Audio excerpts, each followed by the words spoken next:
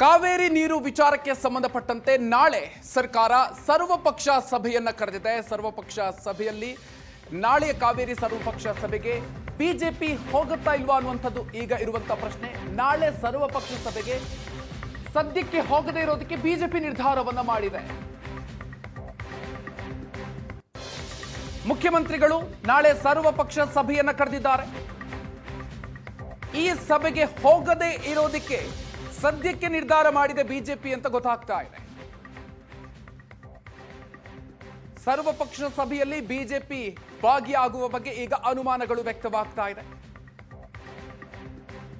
ತಮಿಳುನಾಡಿಗೆ ಕಾವೇರಿ ನೀರನ್ನ ಹರಿಸುವ ವಿಚಾರಕ್ಕೆ ಸಂಬಂಧಪಟ್ಟಂತೆ ಸರ್ವಪಕ್ಷ ಸಭೆಯನ್ನ ಮುಖ್ಯಮಂತ್ರಿ ಡಿಕೆ ಶಿವಕುಮಾರ್ ಅವರು ಕರೆದಿರೋದು.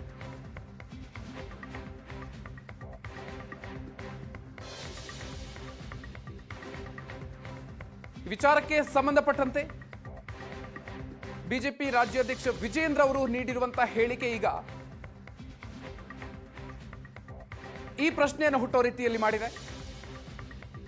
ಕಾವೇರಿ ವಿಚಾರಕ್ಕೆ ಸಂಬಂಧಪಟ್ಟಂತೆ ಮುಖ್ಯಮಂತ್ರಿಗಳು ಕರೆದಿರುವಂತಹ ಸರ್ವಪಕ್ಷ ಸಭೆಗೆ ಬಿಜೆಪಿ ಭಾಗಿ ಆಗೋದು ಅನುಮಾನ ಅನ್ನುವಂತಹ ರೀತಿಯಲ್ಲಿ ಸದ್ಯದ ಬೆಳವಣಿಗೆ.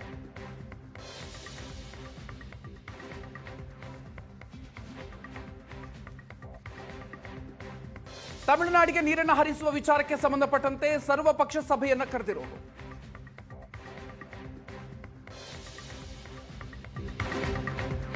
ಇನ್ನು ಬಿಜೆಪಿ ಸರ್ವಪಕ್ಷ ಸಭೆಯಲ್ಲಿ ಭಾಗಿಯಾಗುವ ವಿಚಾರಕ್ಕೆ ಸಂಬಂಧಪಟ್ಟಂತೆ ಈ ವಿಚಾರಕ್ಕೆ ಸಂಬಂಧಪಟ್ಟಂತೆ ನಮ್ಮ ಪಕ್ಷದ ನಾಯಕರು ನಿರ್ಣಯವನ್ನ ಮಾಡ್ತಾರೆ. ಸಭೆಗೆ ಹೋಗ್ಬೇಕೋ ಬೇಡವೋ ಅಂತ ನಿರ್ಧಾರ ಮಾಡಿಲ್ಲ ಅಂತ ಬೆಂಗಳೂರಿನಲ್ಲಿ ಮಾಜಿ ಡಿಸಿಎಂ ಅಶ್ವಥ್ ನಾರಾಯಣ್ ಹೇಳಿಕೆ ಕೊಟ್ಟಿದ್ದಾರೆ. ಈಗ ಇರೋ ನಿರ್ಧಾರ ಸಭೆಗೆ ಬಿಜೆಪಿ ಹೋಗೋದು ಬೇಡ ಅಂತ ಇದೆ. ತಮಿಳುನಾಡಿಗೆ ನೀರನ್ನು ಬಿಟ್ಟು ಈಗ ಸರ್ವಪಕ್ಷ ಸಭೆ ಅಂದ್ರೆ ಹೇಗೆ ಅಂತ ಪ್ರಶ್ನೆ ಮಾಡ್ತಾ ಇದ್ದಾರೆ. ನಮ್ಮ ಪಕ್ಷದ ಅಧ್ಯಕ್ಷರು ಈ ವಿಚಾರಕ್ಕೆ ಸಂಬಂಧಪಟ್ಟಂತೆ ನಿರ್ಧಾರವನ್ನು ತಗೊಳ್ತಾರೆ ಅಂತ ಅಶ್ವಥ್ ನಾರಾಯಣ್ ಅವರು ಹೇಳಿಕೆಯನ್ನು ಕೊಟ್ಟಿದ್ದಾರೆ. ವಿಚಾರದಲ್ಲಿ ಈಗ ನಮ್ಮ ಪಕ್ಷದ ಎಲ್ಲ ವರಿಷ್ಠರು ನಿಶ್ಚಯನ ಮಾಡ್ತಾರೆ. ಮಾತುಕತೆಯಲ್ಲಿ ಭಾಗವಹಿಸಬೇಕಾ ಬೇಡವಾ ಅನ್ನುವಂಥದ್ದು. ಈಗ ಬರ್ತಿರೋಂಥ ವರದಿಗಳನ್ನ ಕೇಳ್ತಾ ಇದ್ದೆ. ನಾನು ಮಾಧ್ಯಮದಲ್ಲಿ ನೋಡಿದ್ದು ಮಾತುಕತೆಯಲ್ಲಿ ಭಾಗವಹಿಸಲ್ಲ ಅಂತ ನಾನು ಕೇಳ್ಪಟ್ಟಿದ್ದೀನಿ. ನೋಡೋಣ, ಪಕ್ಷ ನಮ್ಮ ರಾಜ್ಯಾಧ್ಯಕ್ಷರು ಮತ್ತು ಇತರರು ಏನು ನಿರ್ಧಾರವನ್ನು ತಗೊಳ್ತಾರೆ ಅನ್ನೋಂಥ ಆಧಾರದವಾಗಿ ಮಾತುಕತೆಯಲ್ಲಿ ಭಾಗವಹಿಸ್ತಾರೆ ಇಲ್ಲ ಅನ್ನೋದನ್ನ ನಾವು ನೋಡಬೇಕಾಗುತ್ತೆ. ಮುಖ್ಯವಾಗಿ ಎಲ್ಲೋ ಒಂದು ಕಡೆ ಕಾವೇರಿ ನೀರಿನ ವಿಚಾರದಲ್ಲಿ ರಾಜ್ಯದ ಹಿತವನ್ನು ಕಾಪಾಡೋದ್ರಲ್ಲಿ ಕಾಂಗ್ರೆಸ್ ಸರ್ಕಾರ ವಿಫಲವಾಗಿರುವಂಥದ್ದು ಭಾಳ ಸ್ಪಷ್ಟವಾಗಿ ಎದ್ದು ಕಾಣ್ತಿದೆ. ಹಾಗಾಗಿ ತಕ್ಷಣ ಕಾಂಗ್ರೆಸ್ ಸರ್ಕಾರ ಕುಡಿಯೋ ನೀರಿಗೂ ವ್ಯವಸ್ಥೆ ಮಾಡೋದ್ರಲ್ಲಿ ವಿಫಲತೆ ಆದರೆ ಇದೆಲ್ಲ ಒಂದು ಕಡೆ ಸರ್ಕಾರ ಸಂಪೂರ್ಣವಾಗಿ ಎಡವಿದಂತೆ ಆಗುತ್ತೆ. ರಾಜ್ಯದ ಹಿತ ಕಾಪಾಡೋದ್ರಲ್ಲಿ ವಿಫಲವಾದಂತ ಕಾಣುತ್ತೆ. ಎಲ್ಲರೂ ಸರ್ವಪಕ್ಷ ಅಂದಾಗ ಇಡೀ ರಾಜ್ಯದ ಹಿತ ಅಂದ ಬಂದಾಗ ಎಲ್ಲರೂ ಸೇರಿ ಮಾತಾಡಬೇಕು. ಆದರೆ ಇದುವರೆಗೂ ನೀರನ್ನು ಹರಿಲಿಕ್ಕೆ ಬಿಟ್ಟು ಊರೆಲ್ಲ ಕೊಳ್ಳೆ ಹೊಡೆದ ನಂತರ ಕೋಟೆ ಬಾಗಿಲು ಹಾಕೋತೀನಿ ಇನ್ನ ಕತೆ ಆದಂಗೆ ಆಯಿತು ಅಂತ ಜನಾಭಿಪ್ರಾಯ ಮತ್ತು ಎಲ್ಲ ಪ್ರತಿಪಕ್ಷಗಳ ಅಭಿಪ್ರಾಯವಾಗಿದೆ. ರೈತರ ಅಭಿಪ್ರಾಯ, ನಾಗರಿಕರ ಅಭಿಪ್ರಾಯ. ಹಾಗಾಗಿ ಬಿಸಿ ತುಪ್ಪ ಆದಾಗ ಅವ್ರು ಯಾವಾಗ ನುಂಗ್ಲಿಕ್ಕಾಗಲ್ಲ, ನಿರ್ವಹಣೆ ಮಾಡಲಿಕ್ಕಾಗಲ್ಲ ಅಂತ ಸವಾಲು ಬಂದಾಗ ಈ ರೀತಿ ಸರ್ವಪಕ್ಷ ಕರೆಯುವಂಥದ್ದಾಗ್ತಿದೆ. ಹಾಗಾಗಿ ಎಲ್ಲ ಒಂದು ಕಡೆ ಪ್ರತಿಪಕ್ಷಗಳಿಗೆ ಈ ಮುಂಚೆ ಯಾಕೆ ಕರೆದಿಲ್ಲ ಅನ್ನುವಂಥ ಪ್ರಶ್ನೆ ಉದ್ಭವ ಆಗಿದೆ. ಆದರೂ ನಮ್ಮ ಪಕ್ಷಗಳು ಏನು ಇದ್ರ ಬಗ್ಗೆ ನಿರ್ಧಾರ ತಗೊಳ್ತಾರೆ.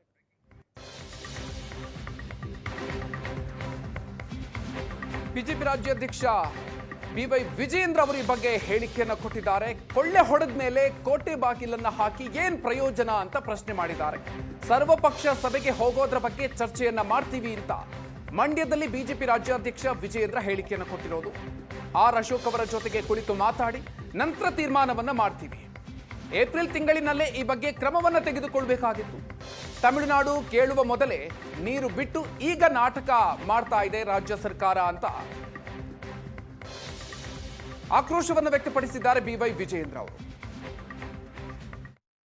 ಕಾವೇರಿ ವಿಚಾರದಲ್ಲಿ ಬಿಜೆಪಿ ಕೆಆರ್ಎಸ್ನ ಡ್ಯಾಮ್ ಹತ್ರವೇ ಹೋಗಿ ಪ್ರತಿಭಟನೆಯನ್ನ ಮಾಡಿದೆ. ಶ್ರೀ ಬಿವೈ ವಿಜೇಂದ್ರ ಅವರ ನೇತೃತ್ವದಲ್ಲಿ ಸ್ವತಃ ಯಡಿಯೂರಪ್ಪನವರು ಕೂಡ ಖುದ್ದಾಗಿ ಸ್ಥಳಕ್ಕೆ ಬಂದು ಸರ್ಕಾರದ ನಿಲುವುಗಳ ಬಗ್ಗೆ, ಸರ್ಕಾರ ತೆಗೆದುಕೊಂಡ ಕ್ರಮಗಳ ಬಗ್ಗೆ ತೀವ್ರವಾದ ಆಕ್ರೋಶವನ್ನು ಕೂಡ ವ್ಯಕ್ತಪಡಿಸಿದರು. ಅಫ್ಕೋರ್ಸ್ ನಮ್ಮ ಜೊತೆ ಮಾತನಾಡೋದಕ್ಕೆ ಸ್ವತಃ ಬಿವೈ ವಿಜೇಂದ್ರ ಅವರಿದ್ದಾರೆ. ಮುಖ್ಯಮಂತ್ರಿಗಳು ಪತ್ರಿಕಾಗೋಷ್ಠಿಯನ್ನು ಮಾಡಿ ಬಿಜೆಪಿ ಸ್ನೇಹಿತರೆಲ್ಲ ಪ್ರತಿಭಟನೆ ಮಾಡೋದು ಬೇಡವಾಗಿತ್ತು, ಸುಮ್ಮನೆ ಹೋಗಿ ಪ್ರತಿಭಟನೆಯನ್ನು ಮಾಡ್ತಾ ಇದ್ದಾರೆ, ವಿಜಯ್ ಅವರಿಗೆ ನಾನು ಹರ್ಟ್ ಮಾಡೋದಕ್ಕೆ ಬೇಸರ ಆಗ್ತಾ ಇದೆ, ಹಾಗಾಗಿ ಆಲ್ ಪಾರ್ಟಿ ಮೀಟಿಂಗ್ ಮುಗಿದ ಮೇಲೆ ನಾನು ಅವ್ರನ್ನ ಮತ್ತೆ ತಮಿಳುನಾಡಿನ ಇಲ್ಲಿಗೆ ಬಂದು ಮಾತಾಡ್ಕೊತೆ ಮಾಡೋಕೆ ಹೇಳ್ತೀನಿ ಅಂತ ಮಾತನ್ನ ಹೇಳ್ತಾ ಇದ್ದಾರೆ. ಕಳೆದ ಕೆಲವು ದಿನಗಳ ಹಿಂದೆ ಮುಖ್ಯಮಂತ್ರಿಗಳು ಡಿ ಕೆ ಶಿವಕುಮಾರ್ ಒಂದು ಹೇಳಿಕೆಯನ್ನು ನೀಡಿದ್ರು. ಕಾವೇರಿ ಕೊಳ್ಳದ ರೈತರು ಬಹಳ ಎಚ್ಚರಿಕೆಯಿಂದ ಇರಬೇಕು, ಭೀಕರ ಬರಗಾಲ ಎದುರಿಸ್ತಾ ಇದ್ದೇವೆ, ಬಿತ್ತನೆ ಕಾರ್ಯವನ್ನು ಮಾಡಬಾರ್ದು ಅನ್ನುವ ಹೇಳಿಕೆಯನ್ನು ನೀಡಿದ್ರು. ಯಾವ ಮುಖ್ಯಮಂತ್ರಿಗಳು ರಾಜ್ಯದ ರೈತರ ಸಂಕಷ್ಟಕ್ಕೆ ಸ್ಪಂದನೆ ಮಾಡಬೇಕು, ಆತ್ಮಸ್ಥೈರ್ಯವನ್ನು ತುಂಬಬೇಕು, ಸ್ವತಃ ಮುಖ್ಯಮಂತ್ರಿಗಳೇ ರೈತರ ಆತ್ಮಸ್ಥೈರ್ಯವನ್ನು ಕುಗ್ಸ್ತಕ್ಕಂಥ ಕೆಲಸ ಏನು ಮಾಡಿದ್ದಾರೆ, ಇದು ಖಂಡಿತ ಸರಿಯಲ್ಲ.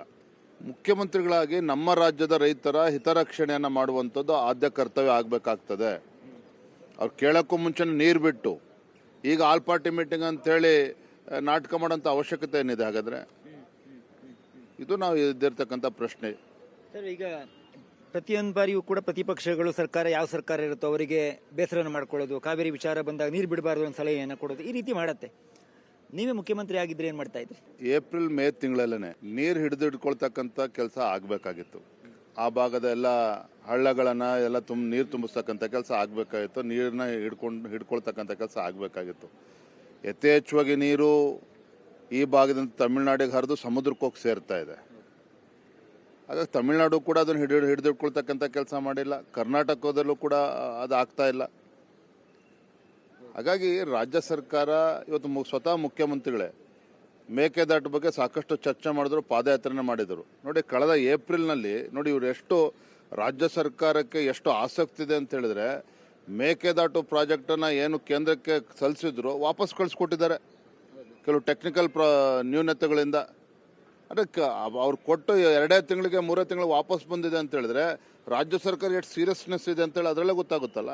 ಈ ನಾಡಿನ ನೆಲ ಜಲ ವಿಚಾರ ಬಂದಾಗ ಎಲ್ಲರೂ ಕೂಡ ಅದಕ್ಕೆ ಬೆಂಬಲ ಕೊಡಬೇಕಾಗ್ತದೆ. ಮೀಟಿಂಗ್ ಹೋಗ್ತೀರಾ? ಮುಖ್ಯಮಂತ್ರಿಗಳು ಕರೆದಿದ್ದಾರೆ, ಚರ್ಚೆ ಮಾಡ್ತೇವೆ. ಈಗಾಗಲೇ ಕೊಳ್ಳೆ ಹೊಡೆದು ಹೋದ್ಮೇಲೆ ಈಗ ಕೋಟೆ ಬಾಗಿಲು ಹಾಕೊಂಡಂತ ಆಗಿದೆ ಇವತ್ತು ನಮ್ಮ ರಾಜ್ಯದ ಪರಿಸ್ಥಿತಿ. ಈಗ ಅಲ್ಲಿ ನೀರು ಬಿಟ್ಟಾಗಿದೆ. ಈ ಪ್ರತಿಪಕ್ಷದ ವಿಶ್ವಾಸವನ್ನು ತೆಗೆದುಕೊಳ್ತೇನೆ ಅಂತೇಳಿ ಆಲ್ ಪಾರ್ಟಿ ಮೀಟಿಂಗ್ ಕರಿತೇನೆ ಅಂತ ಹೇಳಿದ್ರೆ ನನಗಂತೂ ಅದಂತೂ ಸರಿ ಕಾಣ್ತಾ ಇಲ್ಲ. ವಿರೋಧ ಪಕ್ಷದ ನಾಯಕರ ಜೊತೆ ನಾನು ಚರ್ಚೆ ಮಾಡಿ.